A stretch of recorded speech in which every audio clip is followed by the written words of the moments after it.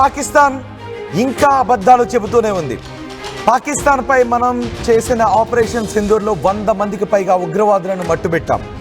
అంతేకాదు వాళ్ళు మనపై మిలిటరీ యాక్షన్కి దిగితే మనం చేసిన ఎదురుదారిలో కూడా కొంతమంది చనిపోయారు. ఆ విషయాన్ని ఇప్పుడిప్పుడే పాకిస్తాన్ బయటపెడుతుంది.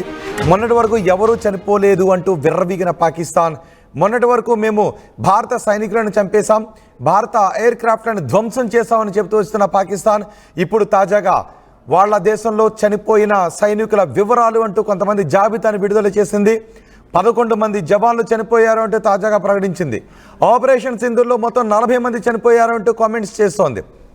ఇప్పటి వరకు ఆపరేషన్ సింధూర్లో కొంతమంది చనిపోయారు అంటూ ప్రకటనలు చేసింది. కానీ భారత్ తమపై దాడికి పాల్పడితే భారత సైనికులను మేము తిప్పికొట్టాము, భారత సైనికులను హతమార్చామంటూ చెప్పుకుంటూ వచ్చిన పాకిస్తాన్ ఇప్పుడు పాకిస్తాన్లో చనిపోయిన సైనికుల జాబితాను వెల్లడిస్తూ ఉంది.